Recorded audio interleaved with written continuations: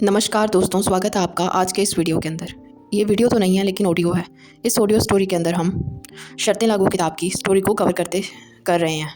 ये पार्ट 3 है शर्तें लागू बुक की स्टोरीज़ का। हाँ, किट्टी ही नाम था उनका। हाँ, थोड़ा अजीब है। उम्र यही कोई 40 साल। गजब के जिंदा दिल मस्त मौला आदमी। हमारे ही मोहल्ले में रहते थे, या यूँ कह लीजिए हम उनके मोहल्ले में रहते थे। किट्टी भैया का असली नाम शायद उनके स्कूल और कॉलेज के सर्टिफिकेट के अलावा कहीं भी दर्ज नहीं था। दफ्तर में भी वो सब उनको किट्टी नाम से ही जानते थे। बस किट्टी भैया वाली गली में रहते हैं, यही हमारा पूरा पता हुआ करता था। रोज़ कहीं ना कहीं से कुछ अच्छा खाने को लाते और ज़बरदस्ती खिलाते थे। इस आदत से उनके घर वाले बहुत चिढ़ते थे कि फालतू में पैसा लुटाते हैं, लेकिन किट्टी भैया इन सब पर तानों का उन पर कोई असर नहीं होता। अक्सर छत पर टहलते हुए मिल जाते थे। नवरात्र को छोड़कर वो पूरे साल दारू पीते थे, और हर बार दारू पीने के बाद एक ही रोना, यार हमारा मन कहीं और था। उससे खूबसूरत लड़की थी नहीं कोई, बहुत प्यार करते थे उससे। क्यों अब नहीं करते प्यार? मैंने पूछा। करते हैं, लेकिन अब बच्चे बड़े हो गए हैं, लेकिन बड़े हो रहे हैं, और बड़े वाला तो साला BSc कर लेगा अब की बार। तो शादी क्यों नहीं किया आपने उनसे? यह सवाल था जिसको सुनकर वो हर बार बहुत देर तक खामोश हो जाते, और थोड़ी देर बाद जैसे ही मैं चलने लगता तो रोक कर पूछते, MBA की तैयारी कर रहे हो ना तुम? हाँ भैया, तुम्हारे भैया की बहुत जान पहचान है, पेपर दे लो। अगर एडमिशन में दिक्कत आए तो बोल देना हमें। लखनऊ में जितने बड़े कॉलेज वाले हैं ना, हमारे साथ सब पीते हैं। इतना काम करते हैं इन सालों का, एक काम अपना भी बोल देंगे। ठीक है भैया बोलकर मैं चल देता। खैर ये तो उनका रोज़ का रोना था। रजिस्ट्री ऑफिस में थे तो रोज़ का 2-3 हज़ार पा जाते थे, और सुखी सुखी हर महीने की तनख्वाह अलग। माता पिताजी, बीवी और बच्चों से लेकर पड़ोस वाले घर के नौकर सभी का हिस्सा था उन 2-3 हज़ार रुपयों में, जो उनकी ऊपरी कमाई होती थी। माता जी का पता नहीं कौन सी पूजा होती, वो अपने हिसाब से बिना बताए किट्टी भैया की जेब से पैसे निकाल लेती थी। हाँ, वो इस बात का ख्याल रखती थी कि रोज़ की पूजा पूजा ही लगे, हवन नहीं लगे। महीने में 2 हवन भी कर देती थी। शायद मंदिर जाकर करती थी, क्योंकि हवन के बाद कोई कभी प्रसाद नहीं बटा मोहल्ले में। पिताजी का भी यही हाल था।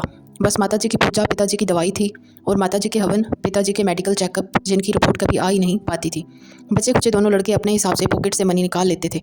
मोबाइल का रिचार्ज और पेट्रोल के बढ़ते दामों का असर उन्हीं पर सबसे ज़्यादा हुआ था। घर पर सबको किट्टी भैया के रोज़ पीने की आदत इतनी हो चुकी थी कि अगर कभी गलती से न पिए तो माहौल बड़ा खिंचा रहता था।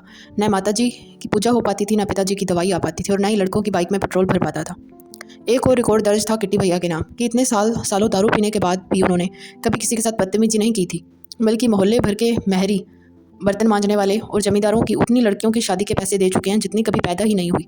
इस आदमी ने भी जैसे कसम खा रखी थी कि कभी किसी को किसी काम के लिए मना नहीं करेगा, किसी को भी खाली हाथ नहीं लौटाएगा। रोज़ दफ्तर जाने से पहले मंदिर जाना और वहाँ पंडित जी को 21 रुपये देकर दिन की शुरुआत करना। पंडित जी का आयुष्मान भव आशीर्वाद देना और बताना कि कैसे इस बार नवरात्रि पर अखंड ज्योति जलाने की तैयारी हो गई है। इस महायज्ञ में किटी भैया कैसे मुद्रा रूपी आहुति दे सकते हैं। फिर पंडित जी का दोहराना, सबसे नहीं बोलते हैं आहुति के लिए, केवल योग्य समर्थवान लोगों द्वारा यह कार्य संपादित हो, ऐसी देवी माँ की इच्छा है।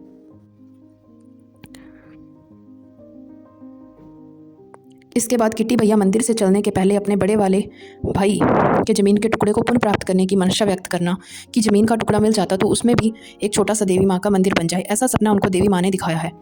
जिस दिन पंडित जी ज़्यादा देर बात करने लगते, उस दिन किट्टी भैया 21 नहीं 51 रुपये देने पड़ जाते। मंदिर और पंडित जी की आध्यात्मिक दुनियादारी से आगे बढ़कर किट्टी भैया असली दुनियादारी के मंदिर अर्थात दफ्तर रूपी कर्मभूमि में पहुँचते।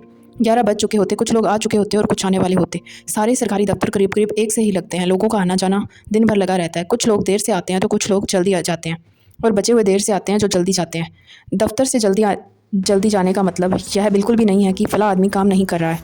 अक्सर दफ्तर की सबसे काम की बातें दफ्तर के बाहर की जाती हैं।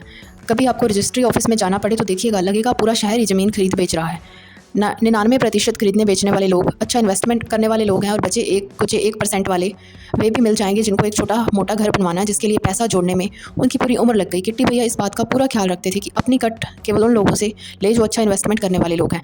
मैं जब खाना खाकर छत पर टहल रहा होता तो पकड़ लेते और दारू चढ़ने के बाद बोलते, जानते हो असली करप्शन क्या है? करप्शन है असली, नकली क्या भैया? अबे तुम छोटे हो, तुम्हें नहीं पता। देखो, मोटी पार्टी से छोटा पैसा लेना और छोटी पार्टी से मोटा पैसा लेना, असली करप्शन यही है। करप्शन की इतनी ईमानदार परिभाषा मेरे लिए बिल्कुल नहीं थी।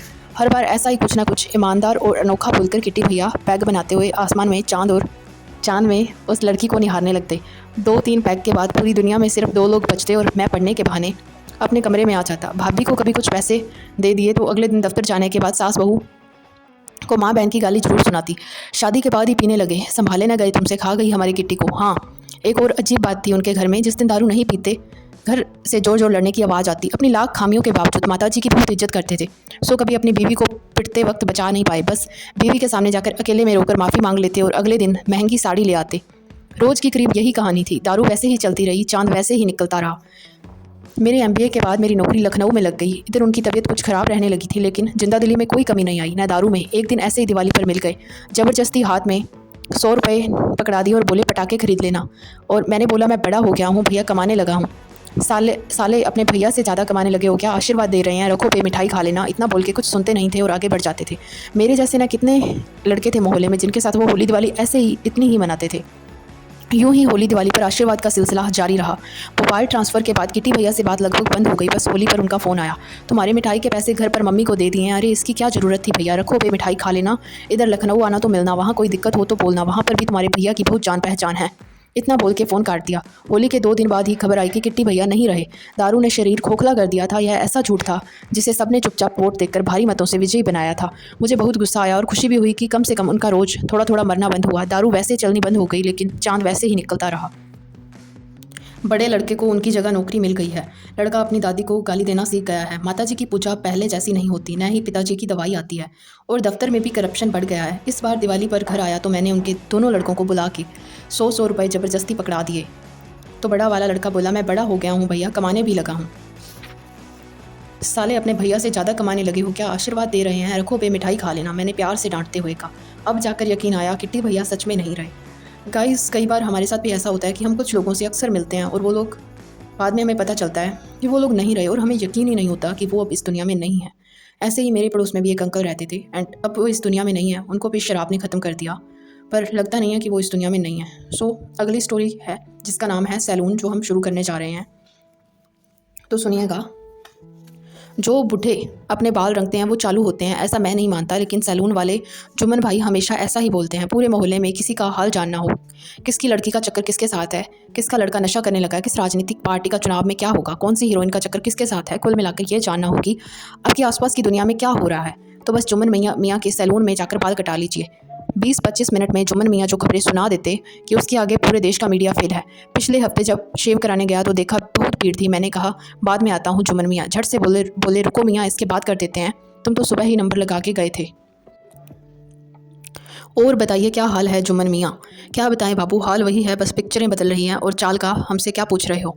और सुनाइए क्या चल रहा है मोहल्ले में। मैंने सोचा अगले 20-25 मिनट का पूरा सदुपयोग किया जाए। दीक्षित जी वाला बताया था क्या तुम्हें? नहीं, बस यही बताया था, दीक्षित जी बाल रंगवाने आते रहते हैं आपके पास। अच्छा तो सुनो, अपने 25 नंबर वाले दीक्षित जी हैं ना, वही जिनकी बहू मर गई थी? मैंने कन्फर्म करने के लिए पूछा। हाँ वही। दीक्षित जी के बारे में कुछ जानते हो क्या पहले से? ज़्यादा नहीं, बस यही कि कोई सरकारी नौकरी में थे, अब रिटायर हो गए हैं। हाँ, दीक्षित जी एक दम रहमदिल इंसान है और बेरहम अधिकारी थे। उनकी बहू जो मरी थी ना, वह असल में मरी नहीं थी, कुछ और चक्कर था। क्या चक्कर? मैंने तो सुना था जब मरी तो पेट से थी बेचारी। हाँ सही सुना तुमने मियाँ, बहू पेट से थी, फिर और भी बुरा हुआ, 2 जाने चली गई। हाँ यार बुरा तो हुआ, लेकिन पेट में जो बच्चा था वो दीक्षित जी के लड़के का नहीं था। क्या जुम्मन भाई, अब बहू मर गई है, अब तो उसके करैक्टर की माँ बहन मत करो यार। मैंने जुम्मन मियाँ से नाराज़ होते हुए कहा। अम्मा वही तो बता रहे हैं, बहू थी नहीं सही, बस यह था कि दीक्षित जी की बीवी के मरने के बाद से पूरा संभाल रखा था उसने। जुम्मन मियाँ आपको क्या हुआ है आज? दीक्षित जी की बहू के बारे में इतना कैसे पता है आपको? यार तुमको हमारी बात सुनो, गलत नहीं बोला आज तक जुम्मन मियाँ ने किसी के बारे में। उनके यहाँ जो लड़का काम करता है ना, वह यहाँ बाल कटाने आता है, वही बता रहा था कि बहू रानी ऐसे तो बहुत अच्छी हैं, बाबूजी से हमेशा नाराज़ ही रहती हैं।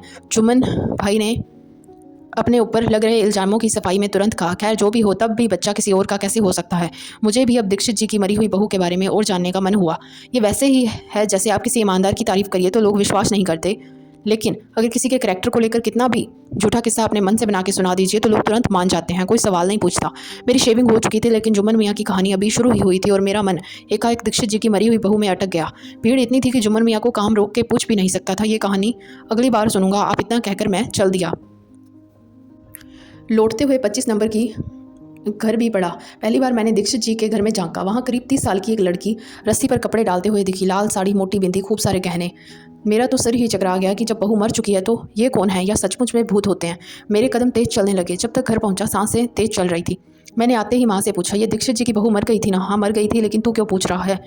फिर उनके घर में दूसरी लड़की कौन है? दूसरी लड़की कोई भी नहीं। इतना सुनने के बाद मुझे पहली बार वो सारी कहानियाँ सच लगने लगी। जो भूतों के नाम पर डराने के लिए सुनाई जाती रही हैं। क्या हुआ, कोई दिखा क्या वहाँ? हाँ, आज लौट रहा था तो उनकी बहू दिखी थी। चल पगले, कोई और होगा, तुझे ही वहम हुआ होगा।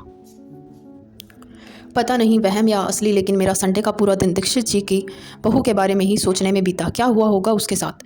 पेट में बच्चा आखिर था किसका, या सब जुम्मन मियाँ के दिमाग का फितूर है? जब शाम तक मेरा मन नहीं माना तो मैं लौट के फिर जुम्मन मियाँ के पास पहुंचा। रास्ते में फिर दीक्षित जी का घर पड़ा, लेकिन मेरी उधर देखने की हिम्मत नहीं हुई। मैंने सोचा बाल भी बड़े हो गए हैं, एक हफ्ते पहले ही कटा लेता हूँ। जुम्मन मियाँ खाली थे। मैंने कुर्सी पर बैठते ही कहा, आज दिन में जब जा रहा था तो दीक्षित जी के घर पर एक लड़की दिखी। उनकी बहू थी क्या? हाँ, लेकिन आपने कहा कि बहू मर चुकी है। यार, सुबह पूरी बात नहीं बता पाए थे। दीक्षित जी ने ज़्यादा लोगों को नहीं बताया है मोहल्ले में, लेकिन उन्होंने लड़के की दूसरी शादी कर दी है, तो वही दिखी होगी तुम्हें। यह सुनकर कम से कम भूत वाला सस्पेंस खत्म हुआ, लेकिन वही सवाल मन में घूमने लगा कि पुरानी वाली बहू के साथ क्या हुआ होगा और वह बच्चा किसका था।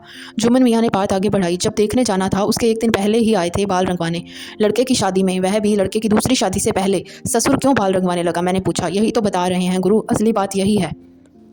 बाल तो दीक्षित जी के पहले भी रंगवाते थे। उनका लड़का टूरिंग वाली नौकरी में है, तो महीने में 15 दिन तो रहता नहीं है।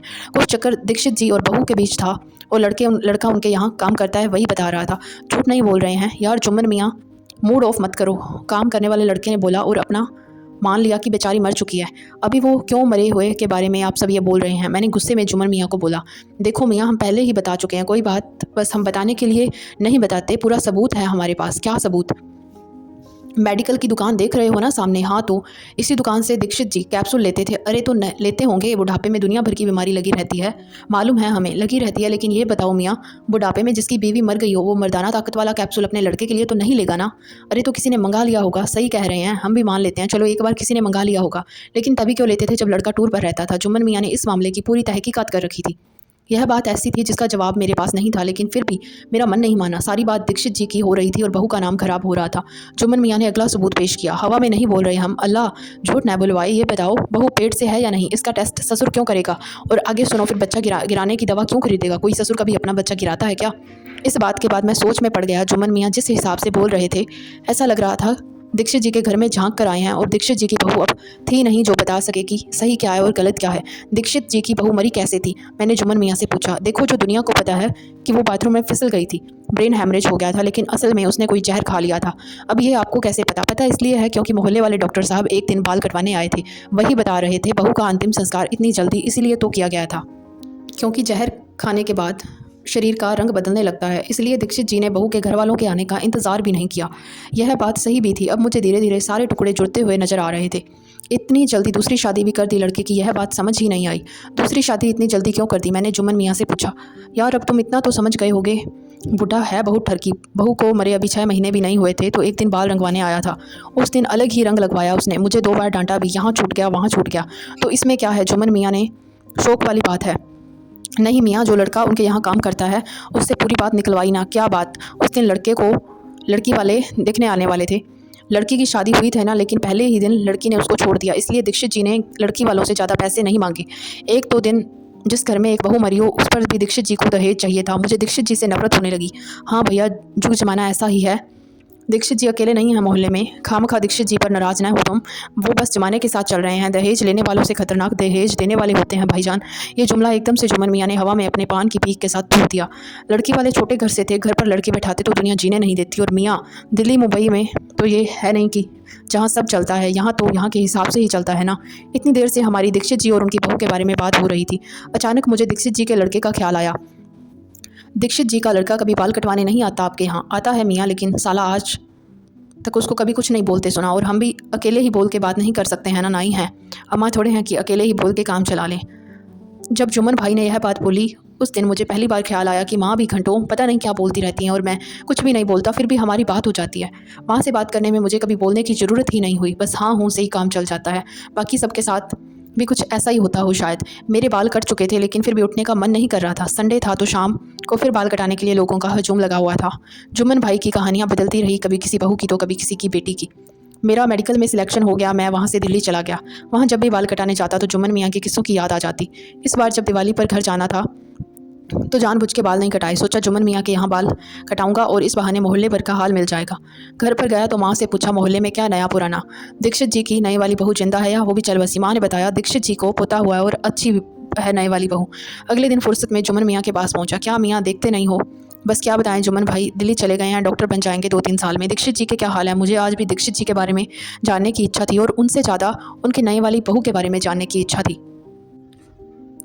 दीक्षित जी का तो पूछो मत, उनका पूरा ऐश हो रही है।